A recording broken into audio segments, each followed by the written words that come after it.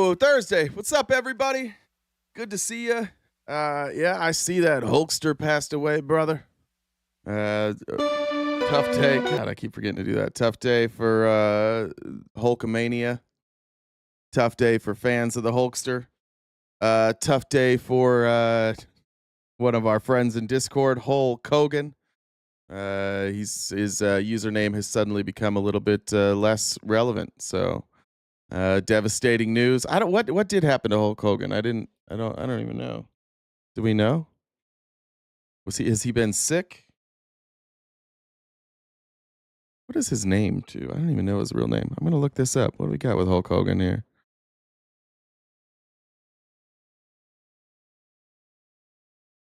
We know? Does anybody know?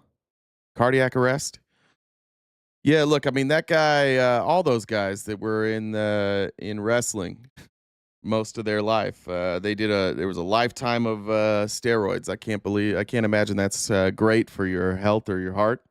I don't know, probably not great, but 71 years old, might be a ripe old age for a wrestling star. R.I.P. R.I.P. Hulk Hogan. I didn't think we were going to talk about that. I saw it right before we went live. His name is Terry Gene Balea. That's not a bad name. Why did he go with Hulk Hogan? That's not bad. That's not a bad name. Wait, so who will be the third? They always come in threes. Who was one? Benny?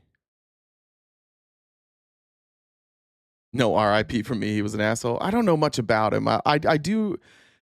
Honestly, like I wasn't a wrestling fan. There's a documentary I really like that had Hulk Hogan in it a lot, and then I know him from like the Gawker lawsuit that was funded by Peter Thiel. So many boomers have outlived my friends. It's hard for me to carry. Yeah, I get you there. Linda McMahon, Malcolm Jamal Warner. Wait, what? Theo's gone too. I remember something. I don't remember what he said. Did he say the N-word or something? Is that what it was? There was a recording of him saying the N-word. I think that's what it was with Hulk Hogan. I can't remember. One look at that guy. If the video came out with Hulk Hogan being racist and you were surprised by that, I do think that might be on you. That says more about you than I think. I mean, maybe not more about him, but that you should have known. Just one glance at Hulk Hogan, you should have known. Hey, this guy probably says some racist shit behind the scenes. Let me open up payment apps and make sure I'm in the VC with Jen here. I was not quite right. I have been deep in this. I've been reading this document that Tulsi put out. It is not easy to read. Not just because it's boring, which it is. Parts of it are entertaining. It is incredibly repetitive. But it's also like the formatting. I'll get to it in a little bit, but just so you understand, like this is the formatting of what this looks like. This is what you have to go through. Like it is. We must have the world's like worst copiers in DC. Also, nobody's figured out how to turn this into like a Word doc. Like this is what I had to read through. I mean, look at the writing here. It like half of it I'm squinting. That's why I got my glasses on. My eyes hurt from squinting. I've been squinting at this shit for like probably a good 5 or 6 hours at this point. Is the amount of time I've put into this. Let me put that back in where it goes, and then we'll cover it. So I'll get to that in a little bit. Let me just tell you, spoiler alert, it's nothing. There's nothing in this report. And I'll get to it a little bit later. What's up, Jen? Okay, just making sure I wasn't muted. I hear you. While you're here, do your thing. You went live. You were on live last night talking shit. I understand. Dude, that was the rumor. That word on the street is. I heard you were saying some potty words, and I heard that from you. So that's how I knew. Yes, I did. I mean, I do. That's not new news. That should be so far away from surprising to anybody that I say bad words. Yeah. I actually have a shirt. Fun fact. Random fun nice. fact. That is a fun fact. But I have shirts that says good moms say bad words. So I think that's I think that's true. My mom used to lie. My mom used to, when she would cuss, she didn't do it a lot, but then later on when we'd bring it up, she'd just lie and she'd be like, "Nah, I didn't ever do that." It's crazy. It worked. I know. I laugh when people swear in front of my spawn and they're like, "Oh, I'm so sorry." I'm like, "Have you met me?" Yeah, that's true. Um, That's fair. so yeah. My Anyway, my so daughter the other day, she'll swear. Like some of her friends swear, some don't. But she had like this really sweet friend over that she goes to school, or she went to preschool with. They're gonna go to a different school. And this friend is like, she would never say a bad word. My daughter said poop, and she's like, I'm not allowed to say that word. She's like, oh. And then she told me later, she's like, I did say hell, and I had to apologize. And the way she apologized, which is beautiful. I love my daughter so much. She does care about this friend. She's so sweet, but she's like, I said hell, and then I felt bad because she believes in Jesus. So I told her I'm sorry for saying hell, and then I told her I believe in Jesus too. It's like, okay. so she like lied swore to and then lied. So I'm funny. glad. I was I'm dying. glad that you're starting this off. I didn't tell her to say it, but I was like, you don't have to lie to people. She's like, I just didn't want her to feel alone. I was like, that's kind of sweet. I mean, it's fair. I mean, I'm glad. I mean, she's your daughter's gonna go places, whether it's Prison, probably. I'm prison guessing or prison. prison gangs and things Yeah. like that, or CEO could be one or the other. So, but so yeah. Anyways, so we're just getting going. Sounds like we've got a lot to unpack from this this document that came out. Did you look at it? Jen converted this document so I could edit it. Did you look at it before you converted Not it? really. I didn't have the energy for it, to be honest. There's been lots of drama that's been going on in various different places, as you're kind of aware. I've heard. Yeah, I heard rumors. Outside of me telling someone that they haven't had attention to their pee in a long time. Other than that, other unrelated, but whatever. So no, but I did not read into it too much. All right. Well, it just looks like shit. It looks like they typed it with a typewriter and then used a 20-year-old copy machine. I feel like they did it on purpose because it is intimidating. Even the formatting is just it's a fucking nightmare. Like it is your absolute nightmare, Jen. Like the formatting's all off. Like it's like when they copied some pages, it'll be kind of tilted. It would destroy your OCD. Thanks for the sub. Is it like they took a Polaroid of the pictures on a table like that were 40 feet away and then you had to zoom it in? It's not like that. It's not way off. It's hard to read. Yeah, got it. Yeah, no, that would drive me nuts. And it looked long. It looked like a long document. It's so too, long. So. It's so long. I mean, from what I heard from one of the people that I told him that he hadn't had his PP touched in a while, I guess that you can't speak on this unless you read the whole thing. So I guess I won't be speaking on it, but you can. And he read the whole thing? My ass. No, Oh, no. okay. So just nobody can? He said that he didn't read the whole thing either, but nobody can talk on it unless they've read the whole thing. Well, great news. Great news, people. I can speak on it. We've got permission now. Yeah. I read the whole thing. Yeah. There we go. So according to this one guy who doesn't get his PP touched. Anyway, so we're just getting going. We've got got us till 1:00 Pacific time. Each day we've got that gift goal in the top left-hand corner. It's a little higher than our typical because someone wasn't here Monday, so we have to make up for it. And so we have to. Technically, nobody was here Monday. None of us were. So I know, but the reason why was because of someone in particular. We don't need to point fingers. I totally pointing fingers, all of the fingers. So Venmo, Cash App, PayPal, Super Chats all go towards knocking out that gift goal balance. So if you guys could help us out, start that off, so I don't have to do as much guilt trips. I mean, I'll do it. I don't mind, but if I don't have to, that'd be okay too. If you haven't subscribed to us yet, please, you can do that wherever you're watching. We do member-only events when Jay decides to torture us on Incel Debate Lives. So if you guys want to join us for those, subscribe wherever you're watching. TikTok, Twitch, on YouTube. You can subscribe for free, but you have to do a paid membership to join us for those for there.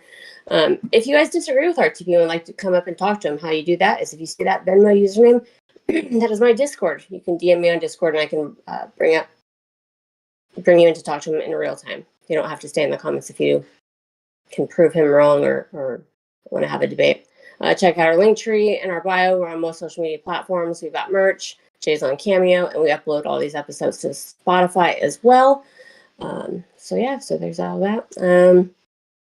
What is the favorite car of a wealthy contortionist? Favorite car of a wealthy contortionist.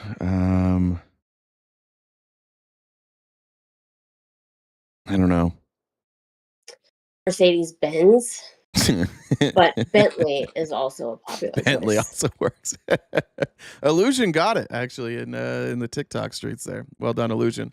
Reminder for everybody over on TikTok: just make sure that you're gifting, sharing this. That's how we stay up. Is kind of an experiment over on TikTok. It does cost viewership on the other platforms who pay us.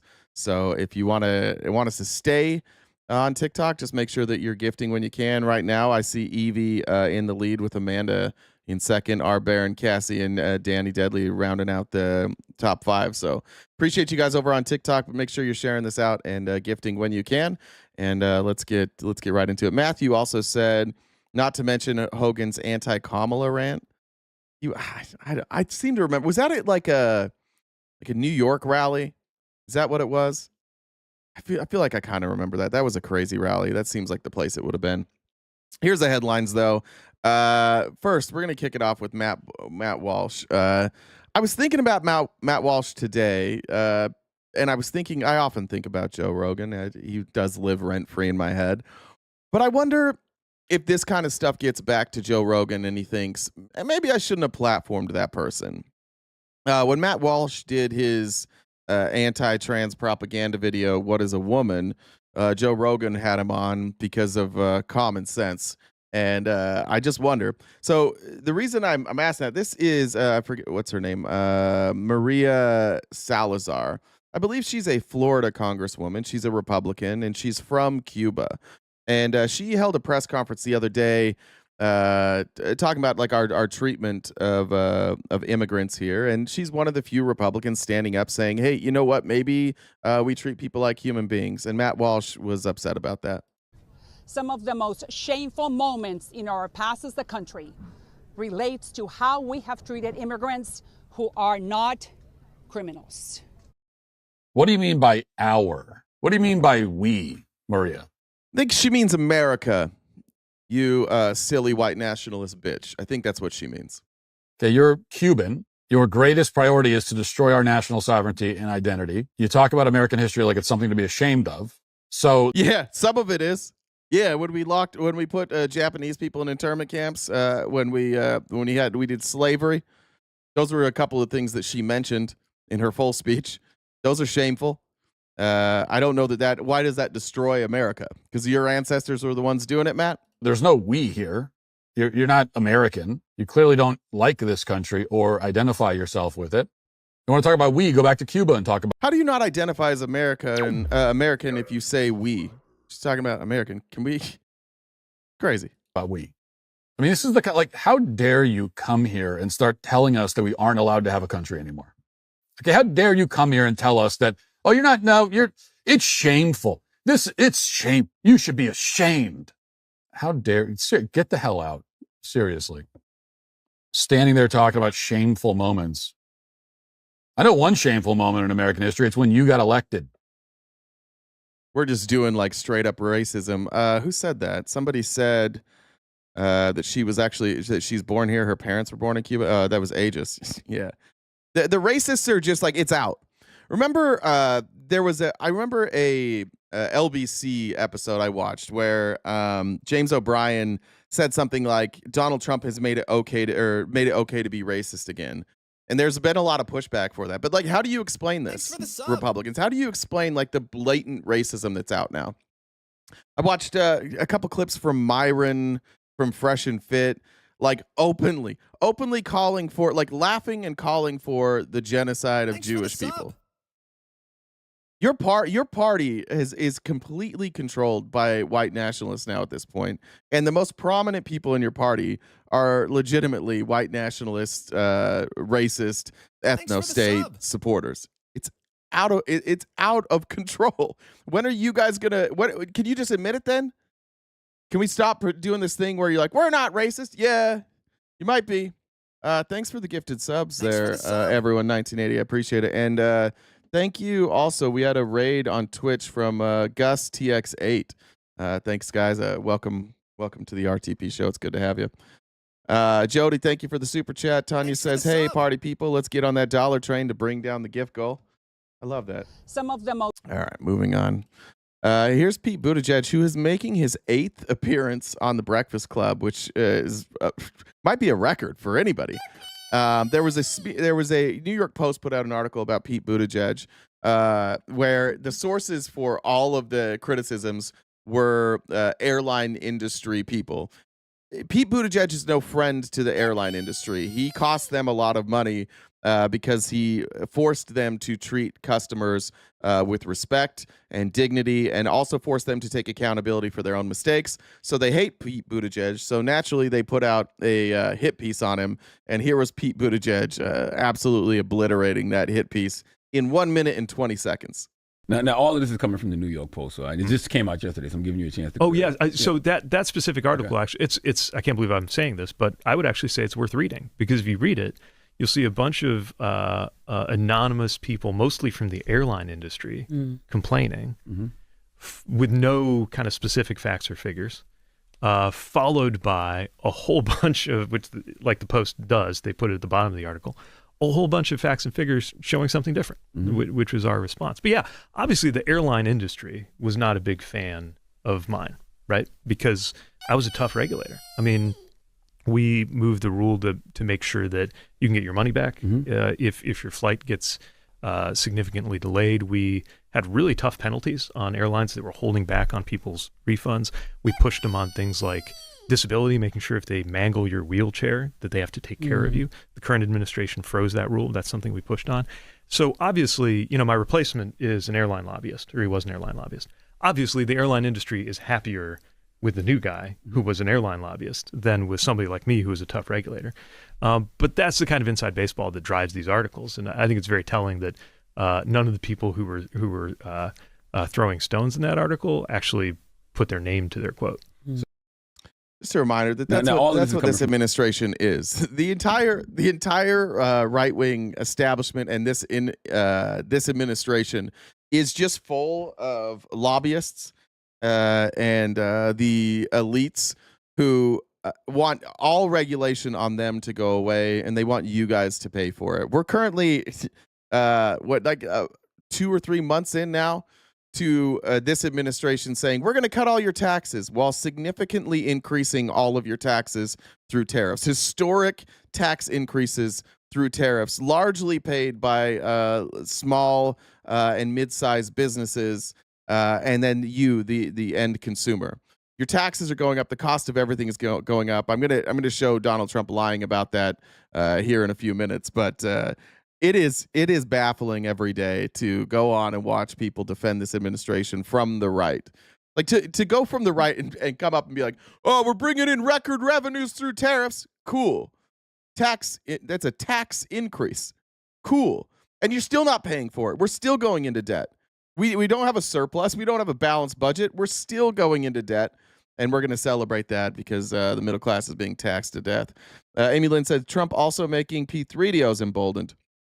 Child schmecks trafficking in Alabama and Texas, not California and New York, although I have my doubt it's everywhere. I'm not sure. I mean, I think it's everywhere. Jerry Mandarin said, oh, you just made you holler for $2. Jody, thank you for the super chat as well. Candace Owens is, I don't know what the fuck she's doing. I didn't cover this because I thought it's stupid. But Candace Owens has been, for the last 2 months, she's been on this campaign trying to say that Macron's wife, the French prime minister's wife, was born a man. And I think it maybe was his dad. Was that part of it too? We're already live restricted over there on TikTok. Was that part of it too, though? Does anybody remember? Did she say that this was Macron's dad? Anybody remember? I'm pretty sure that was part of it. But anyways, she's been on this month-long campaign. And so now Macron is suing her. And here was Candace Owens' response, which if I were Candace Owens, I would have been like, my bad, I'll stop. My bad. But she went with this instead. You were born a man and you will die a man. That's the point I'm making. So give us a sample. I'll send my doctors to take your blood. Figure it out real quick, however you want to go about this. Hey, how about just giving us some pictures again of you growing up, raising your children? That would be fine. For whatever reason, to phone, by the way, like I said, we'll get to the bottom of it, right? That is what Discovery is for. I'm going to ask a lot of questions. You're probably hoping, this will go away, and at least we'll say we sued her. We'll say we went after her.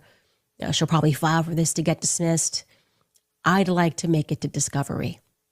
I think that we owe that to the world. Anyways, you guys, we are revolting against. First of all, why? Let's just say that it's true, which, look, it would be so crazy if this was true. But even if it's true, what the fuck would it matter? Why would any of this matter? Why would Candace Owens dedicate herself to this?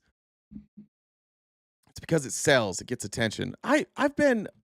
There's two people on TikTok who, when I first came across them, although we had different political views, I had some respect for what they did. I thought that they showed integrity, and then both of them, all of a sudden, made it like their entire life's work to go after trans people. Like their entire life's work is now this threat of trans people, which I don't get. You probably know who I'm talking about. I won't name names, but there's two conservative creators, both women, both who used to hold panels that had like pretty good discussion, and now those panels are basically just like hating trans people. And I know one of them now, that's like her career. She now is like going around the country doing public speeches about how threatening trans people are. I just don't get this. I don't get your obsession. But it makes a lot of money. Candace Owens makes a ton of money off of this. And like I said, somebody else made it their career. Imagine a career where your existence revolves around hating how somebody else identifies and trying to convince other people that somehow this is a threat to you. I just don't get it. Excellent job on the freeze frame there by me with Candace Owens. Those are some... She claims she's an independent journalist. I don't know, but her eyes are independent. I can tell you that. That's remarkable. Against this. We're revolting against the perverts that run the world. And I want to be very clear here. I count you among them. I think you're sick. I think you're disgusting. And I am fully prepared to take on this battle on behalf of the entire world.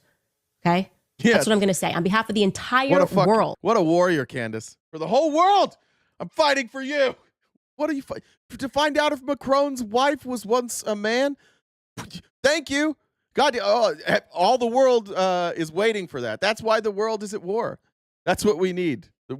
She's fighting for the world to let us know the genitals of Macron's wife when she was born, which, again, I don't know. I haven't followed Candace Owens. I don't know if there's any validity to that story or not, but who the fuck cares? It's wild. I think this may be just her. I mean, the lawsuit came out, but maybe she wants to deflect from the fact that she's went after Trump on the Epstein stuff. Maybe she needs to back down on that. Maybe her audience is like, wait a minute, we're still pro-Trump. Amy said they're insecure because many transgender women are hotter than they are. And also Trump. Oh, I made that one. I read that one already. Did I read this one? I forgot. Lisa said, enjoy your show. Thank you, Lisa. Betsy said, please watch the newest South Park episode. I did. And I was like, when I first started watching it, I was like, maybe I'll show this. It'll get copyright. It'll get a copyright strike, but we'll just take it down later. And then I saw, and I'm like, wait a minute. Some of this stuff I just can't show. If you haven't seen it, there is a very realistic rendering of Donald Trump's phallus, according to Stormy Daniels. That sounds exactly how Stormy Daniels described Trump's wee-wee. So, Denise, thank you for joining the Dollar Train as well. I appreciate you guys very much. I'll update those totals here in a minute. Moving on, Ryan Grimm from Dropsite News, which if you're trying to follow anything happening in Gaza, highly recommend both Breaking Points, but more specifically Ryan Grimm at Dropsite News.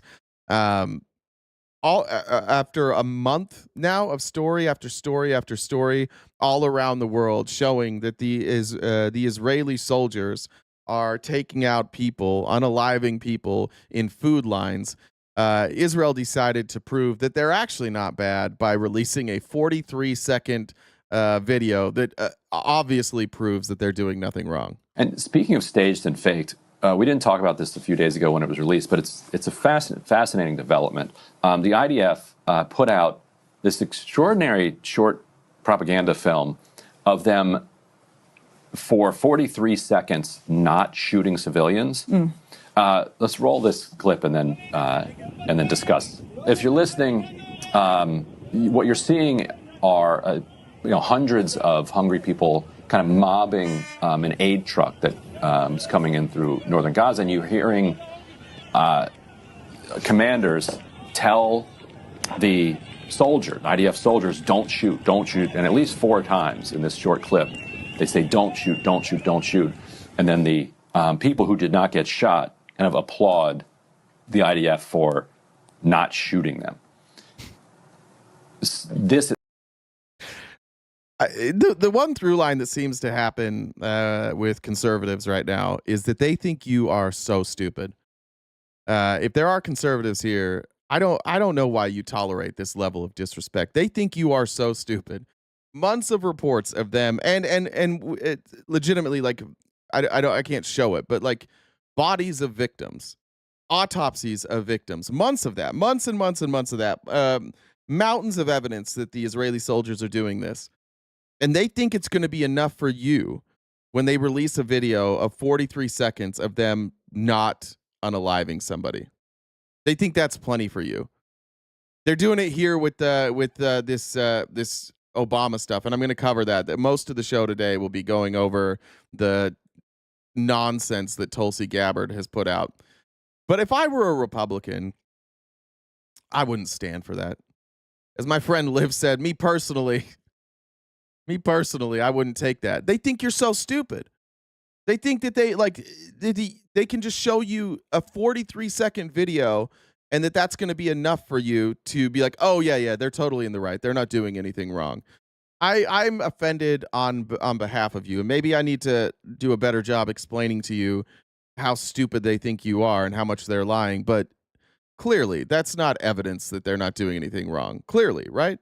This was then posted by the Israeli military as evidence of their, most moralness. But so the IDF posted that video. IDF posted that video. It doesn't take a whole lot of deconstruction to start to raise questions about it. It's like, okay, congratulations, you found 43 seconds of your folks not shooting unarmed civilians who were seeking aid. What is going on with your rules of engagement that officers had to repeatedly order troops not to fire on unarmed people? That's what's crazy. Like, in a 43-second video, they're screaming at the other troops. Don't do it. This one's being recorded. We have to send this one out as a video. Don't do it this time. Don't do it, please. It's such a good point by Run Group. Like, how shitty are your soldiers? How murderous are your soldiers when you have to scream at them? Not this time. No, hold it. Like, if I've been critical of the U.S. military my entire life, basically. But there's no world in which U.S. troops looking at a group of people who are mobbing an aid truck and kind of taking the flour off the aid truck would have to be told not to shoot. None of the soldiers there are under any risk whatsoever. Like, it's clear what the people want. The people want the food that's on the truck. There would be no other army in the world. Larry, I got to tell you, Larry, like, man to man, they don't. They don't hate us, Larry. They hate the people that are attacking them. We care about people. We care about human life. By the way, if you said you hated me, I wouldn't stand by and let people just take you out. I would still stand up for that. We gotta be better than this, Larry. You can't be a person who comes on here. Hundreds of thousands of Palestinians are dead. Most of them having nothing to do with the attacks on October 7th. You can't come on here and be like, why are we even talking about these people? That's a real problem for you, Larry. Like, that says a lot about the way that you're being educated and the media that you're being shown. I've seen no evidence that the Palestinians just like hate the United States in general. I've seen evidence that some do, and I can understand that. If the United States was funding the genocide of my people, I would probably have something to say about that. But dude, we're talking about taking out innocent people. Larry, you're just you're just a piece of shit, Larry. I tried to have a real conversation with you, and you're just a piece of shit. All right, cool, dude. Would think, oh, we should shoot at these people, so that they had to keep saying, hey, we're filming here, guys. Don't shoot. Like, we're doing a propaganda film here. Can you guys please not shoot the civilians? It reminds me of the one that the GHF put out several weeks ago, where it's a guy speaking to camera for like 7 seconds, talking about how effectively they're distributing aid and how there's no violence, and it's an amazing accomplishment. A tremendous success is what Tammy Bruce. Shuck it, I saw your message 50 fucking times, dude. Don't get muted. You know the rules in here. You've been here long enough. Stop saying the same dumb shit over and over again. You know the rules, dude. Be better. State Department called it yesterday. And at the very end of the clip, you hear gunfire from, there's no Hamas anywhere near these things. That's why they're like 15 kilometers away from any populated area. And so it's like, and that's the take they posted. Like, they couldn't even get a 7-second clip where they weren't shooting in the background. So this was really striking me. It made me think. Like, so I did the show yesterday. I came, from out Northwest DC down to the studio here. Also went home. I saw a lot of people on my way in and my way out. I didn't shoot any of them. None. The most moral television host in the world. Yeah. All right, got it there. I think it's crazy. Like, Shuck it, I will tell the truth. Like, were there people in Palestine that celebrated when 9/11 happened? Yeah, probably. Should they die for that? No. That's the crazy thing. You can't find empathy for somebody being like starved to death and then murdered. If somebody honestly, if somebody celebrated 9/11, I still don't think we should take their life. What kind of person do you have to be that you see somebody celebrating somebody else's pain and you're like, they must feel pain? That's a fucked up heart you have there, Shuck it. That's pretty fucked up. There's a lot of people who say awful things about me all the time. I don't want those people to be unalived. And if they were unalived, I wouldn't celebrate it. How much better are you then, Shuck it? Is that what you're saying? That you're no better than the people who celebrated 9/11? You're the exact same? Well, if they could be a piece of shit, then I could be a piece of shit. I set the bar as low as possible, and I try and find anybody else with the bar as low as mine, and then I go, look, I'm not a piece of shit. Maybe you're both pieces of shit. Maybe the people who celebrated on 9/11 are pieces of shit, and you're also a piece of shit, Shuck it. You ever think about that? Maybe you're just a dirtbag. You could just be a human for a second, for like 1 second.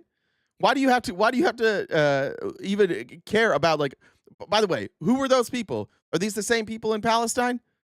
Yeah, you memorize their faces, you know their names? No, you're just kind of a piece of shit. You always have been. That's why you were a cop.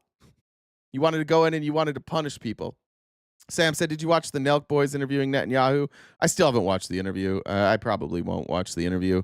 I do have some clips about what the Nelk boys said about it, and I played some yesterday. Johnny, thank you for the super chat, my friend. Bean said, thank you for your consistent coverage on Gaza. It's heartbreaking. Free Palestine. FOD said, Stormy said Trump has no shaft. You're welcome. That is correct. That is what Stormy said. She said it's all mushroom. Actually, this was next on the list anyways. Here is what is his name again? Why can't I remember his name? What's the Nelk boys, like, the top dog name? That's crazy. I used to know all their names. Which guy is this? I don't remember his name. I'm trying to pull it up real quick. Kyle Forgard. I don't know how to say that. It's Kyle. Anyway, here's Kyle. Just being honest about how this Netanyahu interview went. It was just like 20 people in suits there. Yeah. The setup was already there. Both flags, we couldn't touch anything or move anything. And they don't give you any restrictions like don't ask this. I'll be honest. They gave us a paper with questions to ask, but they also said they kind of they gave us a script to ask, but we didn't really follow it. Yeah. We tried our very best to ask some questions, but I think personally I like the questions you asked to him. It was tough, but with a guy like that, I just wasn't really educated on the subject, So we walked. I don't know. in. Was that? I think. Who is that? I don't know who that guy is. I thought that was Ilya Taporia for a second, but I don't think so. I don't know who that guy is. Anyways, nobody should be surprised. Netanyahu wanted free press. He got the free press. I don't know if it went how he wanted it to go. Back to drop site news though, and this is relevant today because a lot of what we're going to cover today later is going to be how Russia uses compromise and how they interfere in other elections. If you remember on Tuesday, I covered the origins of Trump dealing with Russia and them cultivating him as an asset. And one of the stories that we covered in there was that in 2014, Netanyahu met with Putin, and they basically said, like, we're in this together. Like, we are undeniable allies. And ever since then, although like publicly you haven't seen much, you can see that it appears that at least they are not antagonistic towards each other. This is a story from '97 that I had never heard before about how Netanyahu blackmailed politicians here in the United States. I'll just let Ryan Grimm explain it. This is crazy. In the 1990s, Benjamin Netanyahu, Bill Clinton, and Monica Lewinsky. Stick around for this one. So in a scandal that has been largely lost to contemporary memory, Israeli Prime Minister Benjamin Netanyahu was alleged to have blackmailed then-President Bill Clinton by revealing to him that Israel had collected tapes of phone sex calls between the 42nd president and White House intern Monica Lewinsky. The story is worth revisiting amid allegations that Jeffrey Epstein was involved in a long-running Israeli blackmail operation of his own. So Clinton met with Netanyahu in the Oval Office in February 1997. Subsequently, according to testimony Lewinsky gave to the special counsel's office, Clinton said, yeah, Amber, I did see the Daily Show. That was crazy. If you guys missed Monday's Daily Show, go check it out. Secretary Betty Curry reached out to Lewinsky to invite her to an Oval Office meeting, telling her Clinton, quote, had something important to tell her, unquote. It would turn out to be their final sexual encounter. But Clinton also used the opportunity to tell her that a, quote, foreign embassy had tapped his phone and recorded their conversation, Lewinsky said. Clinton did not specify which embassy, though the meeting with Lewinsky came the month after his meeting with Netanyahu.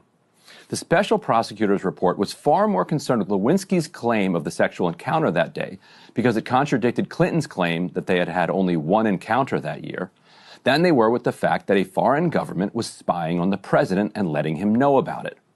The prosecutor was also interested in Clinton's response, namely that he proposed cover stories. These are cover stories that the two could employ if they were confronted with the tapes. Clinton suggested the pair say they knew they were under surveillance and the phone sex was a, quote, put on for whoever was listening. That's an... Hey, MD, I look, you're welcome here. We don't do like the anti-Jew shit though. We don't say that if somebody was a Jew, therefore they're bad. So if you're going to stay here, you can stay here. But what we're not going to do is we're not going to demonize people because they're Jewish. We're not going to do that. That's not a link. That's what dumb fucks do. Don't be a dumb fuck and be here. Don't say that because somebody's Jewish, therefore they are corrupt. That is dumb fuck shit. Don't do dumb fuck shit here. That go hang out with your there's other places for that. You can go to Nick Fuentes, you can go to Fresh and Fit, you can go to Andrew Wilson, you can go anywhere else to do your dumb fuck shit. But we have brains over here, and we analyze things not based on somebody's ethnicity. So if you're gonna do dumb fuck shit, don't do dumb fuck shit here. Thank you. Awfully flimsy idea, but look, he was guilty. The man did not have much to work with. Now, in April, Netanyahu and Clinton met again for a, quote, private visit. On a Saturday then in May 1990, Fine. If you misspoke, my apologies. But it looked like that looks like anti-Semitism. So if you misspoke, again, you're not banned. My bad if you misspoke. We have a lot of anti-Semites here. If you didn't mean it, that's on me. Good enough, MD. I'm good with that. My bad. Clinton again had Curry invite Lewinsky to the White House. During that visit, he broke up with her, Lewinsky testified. The next fall, so this is fall of 1998, Clinton hosted Netanyahu and Palestinian leader Yasser Arafat for a summit at Wye River, Maryland. Toward the end of the summit, at 7 a.m., after a long night of final negotiations and handshakes, Netanyahu approached Clinton privately to demand the release of convicted Israeli spy Jonathan Pollard, long a cause célèbre of the Israeli far right. That's according to reporting at the time from the New York Times. Now, Netanyahu brought up the sex tapes in the context of the Pollard demand, according to subsequent reporting by Washington Examiner editor Daniel Harper in his book, Clinton, Inc. By the way, did anybody know this? Am I the only one that didn't? I didn't know anything about this. And I have gone back. Like, there's a really good documentary on Monica Lewinsky, and I've gone back and I've looked through. Not looked through. I've watched a lot of stuff on the Lewinsky trial because when I was a kid, I remember this was a big thing. Like my mom was glued to the TV. There were only 2 instances I ever remember of my mom like sitting down watching TV for an extended period of time. She just didn't do that. The 2 times were the OJ trial and then the impeachment hearings for Clinton. Those are the only 2 times I remember. So, but I was getting this all through the lens of Rush Limbaugh and Fox News. That's where every opinion was coming into my house from, mostly Rush Limbaugh. So I knew that I had like a warped view. It is hard now looking back, realizing that like my entire family and everybody around me was just like killing Monica Lewinsky. The stuff they were saying about Monica Lewinsky was crazy. Like there was even a little bit of like, well, look, Clinton's a man, this stuff happens, but she shouldn't have been tempting a married man like that. But yeah, this is the first time I've ever heard any of this stuff. And I think that, by the way, I think that this has a lot to do with why we are slow walking the Epstein files, why they are desperately trying not to release the Epstein files, because I think you're going to see a lot of Israel blackmail. I think you're going to see a lot of that. And I don't think that anybody wants that, because if you just look at this realistically, like not realistically, let's say Occam's razor, and I'm not married to these opinions. I want to be clear on that. I look at somebody like Tulsi Gabbard, who was a moderate Democrat. She was born and raised in a cult. You can check that out. It is what it is. She was smeared by the Clintons and the Clinton machine because she was saying things about Hillary Clinton, some true, some not true. She was smeared heavily. She threatened to sue them. And I think ever since then, she's been jaded. But I watched her announce this I watched her announce the release of this document yesterday. I sent it to a friend and they don't agree with me. So some of you may not agree with me, but the way she delivered that message, the lack of emphasis on anything, the lack of any sort of emotion, the confusion with which she released it, the carefully worded ways she is approaching this, it just doesn't feel like somebody who's doing this willingly. It seems an awful lot like somebody who is doing what they're told to do. And you'll see later when you see how shitty this evidence is that Obama should go to jail for, when you realize how stupid this is, and you have to accept, I think, that Tulsi Gabbard's not an idiot. She's a smart person. She's an intelligent person. She's not this dumb. It just makes you wonder. It makes me wonder a great deal how she got to this point in her career where she's lying about obvious stuff. Rebuilding of a political machine. He writes, quote, not wanting to directly threaten the powerful American president, a crucial Israeli ally, Clinton was told that the Israeli government had thrown the tapes away, but the very mention of them was enough to constitute a form of blackmail, Halpern reported. The talks almost broke down as CIA Chief George Tenet told Clinton he would resign on the spot if Clinton agreed to the terms. So instead, Clinton agreed to, quote, review Pollard's case. He did not release him. Pollard was eventually freed in 2015 under the Obama administration. Now, on the last day of his first term, Trump pardoned Pollard's handler. Back in Israel. Okay, so let's talk about this. This is why this has validity to it. We have a story of Clinton basically being blackmailed by Israel.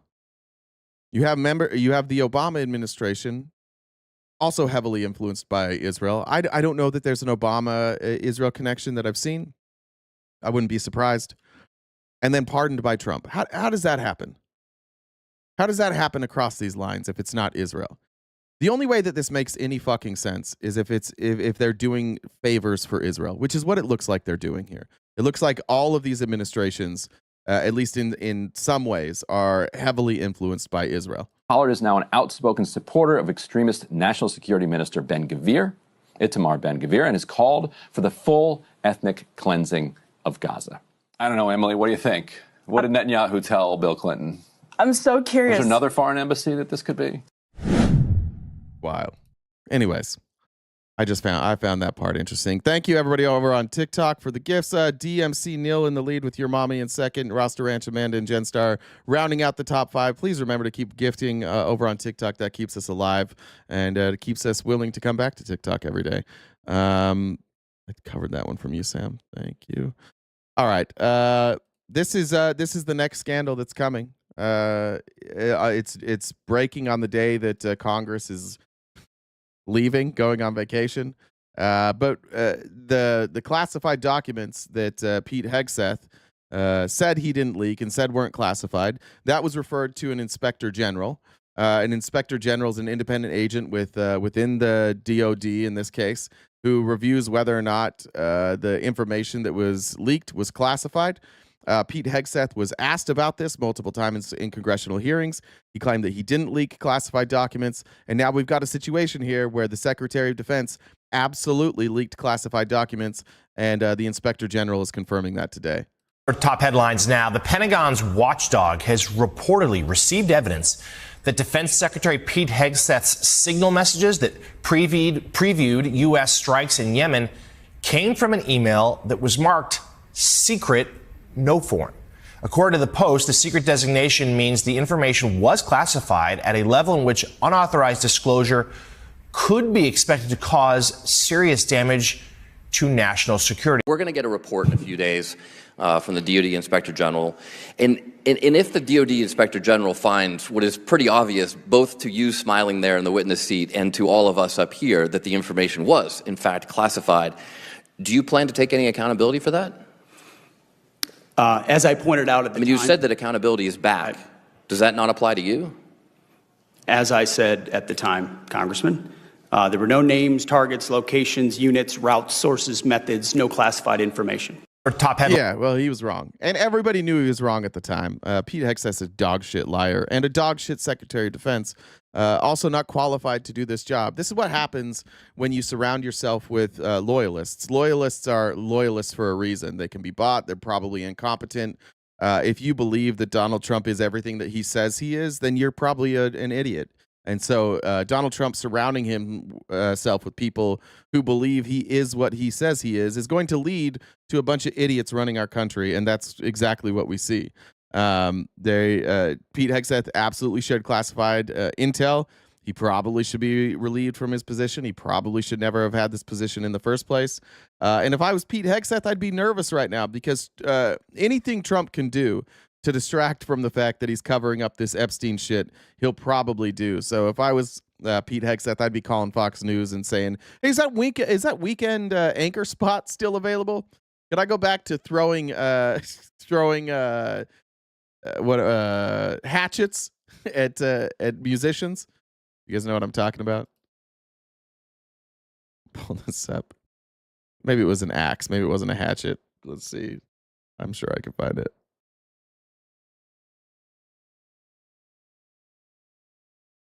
It's got it. Yeah, here it is. This is a real thing that happened by manly man Pete Hegseth. With the axe. Who's going to win this battle of the lumberjacks? That's coming up next. I'm putting my money on Clayton. He missed by a mile.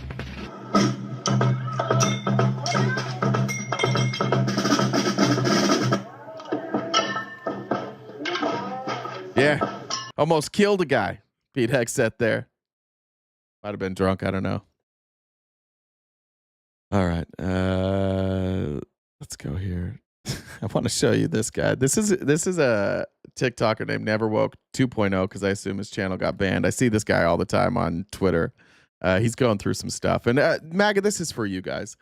I think this guy's speaking for you. I'm going to let him speak, but I know you guys are going through some shit right now.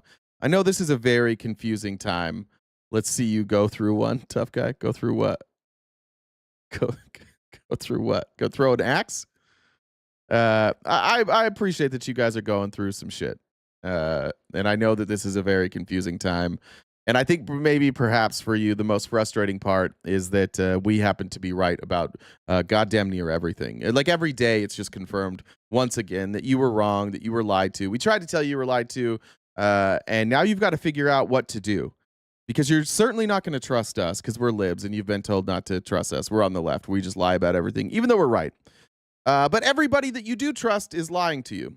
So it's quite a situation you find yourself in. And I just want you to know that I feel for you. And I'll let this MAGA chode talk to you.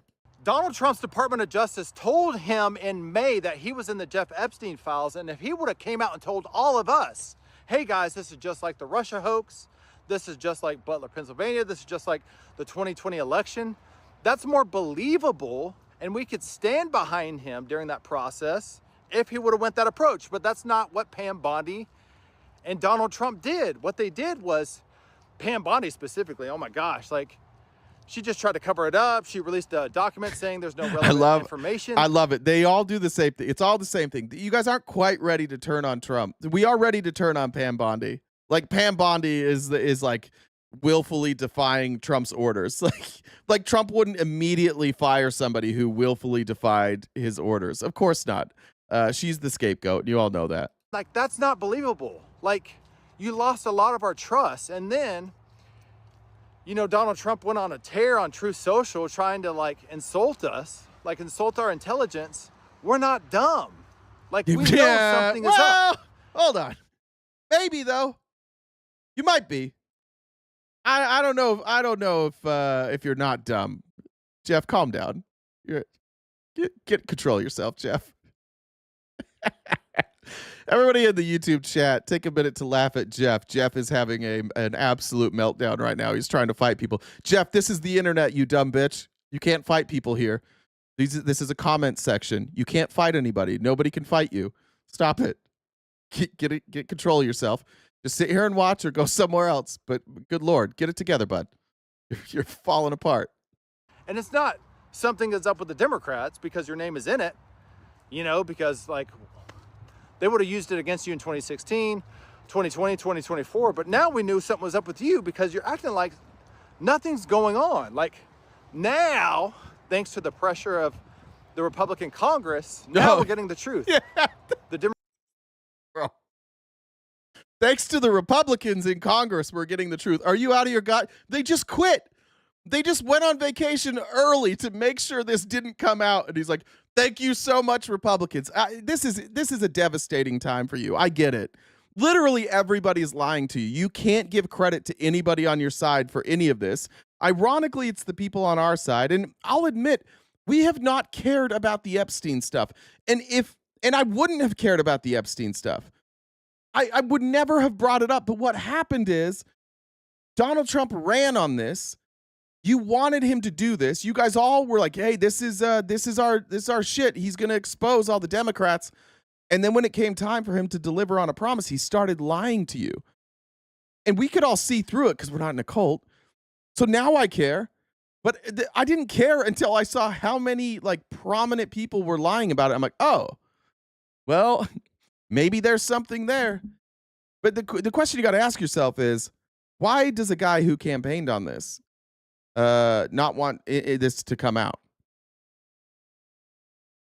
I've known the Epstein stuff forever. I covered QAnon. Like this was all QAnon ever talked about. But what I saw from QAnon was like they wanted to implicate Obama and Oprah and Bill Gates and fucking Tom Hanks. They came after Tom Hanks. How are you going to go after Tom Hanks? So I was just like, all right, well, if you show me evidence that any of these people are involved, I'll agree. And then they're like, oh yeah, Hillary Clinton's involved, Pizzagate. They're trafficking them through this pizza restaurant in DC, and then that wasn't true either. So it just kind of went away. It didn't ever go away for any of you guys. But now it's back, and you're thanking yourselves. It's not coming out. You're not putting out any information, and then you're thanking yourselves for putting out information. It's getting a little bizarre, folks. Democrats manipulated it. Why don't you just say that at the beginning? Because it's not true. Because it's a new theory that they're coming up with to get you to talk about anything but the fact that they're the ones that aren't putting it out. That's why they changed it. That's why. Notice where were your Republican colleagues in Congress? You can say, like, why didn't Democrats push for this? That's fair. But also, why didn't Republicans push for this when Biden was in office? I don't remember big pushes from your leadership. I don't remember big pushes from anybody. I remember Trump saying it. And then I think I remember covering, going like, well, why doesn't Congress do this? It's their job. If Congress wants access to these files, Congress can get access to these files, and they didn't do it. I want to show you another lie Trump told. Let's see. This was a clip from about a month ago. What was the date on this? About a month ago. After Tucker Carlson had been criticizing Trump about the Epstein stuff, Trump went in like 3 or 4 days later. He was asked about Tucker Carlson, and he said this. Tucker's a nice guy. He called and apologized the other day because he thought he said things that were a little bit too strong, and I appreciated that. And Ted Cruz is a nice guy. I mean, all right. That's the only part you need to go. So obviously he called and he apologized. Tucker was then on a podcast with, I don't know who Paul Ronsheimer is. I don't know what this podcast is here, but he was asked the question. It looks like it's the Build podcast. He was asked about what he said to Trump in this apology, and here's what he had to say. Trump said you apologized to him on the phone. Is that true? Okay. No. No, it's not true. No, I will say this. I mean, yeah, great. I don't care. I really like Trump. I campaigned for Trump. I just to say it again, I agree with Trump. I have agreed with Trump on the issues. I'd be happy. I'm the first to apologize because I am the most mindful of my limits and my own absurdities and the nonsense that I have spouted over the years. Like, I don't think I'm God. And so I'm happy to apologize. And you can ask anyone who knows me. I'm an apologizer. In all fairness to Tucker, he apologized to Ted Cruz like 4 times in that podcast. I do agree that Tucker tends to apologize. He's wrong about a lot of stuff, but Trump will lie about like his friends. Yeah, I like Tucker. He called me and apologized. Tucker. Yeah, I didn't apologize. A couple more things, then we'll get to the main topic. Just a reminder, we are crowdfunded here, so if anything you do to help us knock out that gift goal would be great. I'll read your super chats as quickly as I can as they come in. Jamie said, happy Thursday. Thank you, Jamie. I think that, I haven't checked Jen's messages. Shit. I did. I got them all. Chelsea, thank you for joining the $2 train, as well as Izzy. And I think that's everything. All right.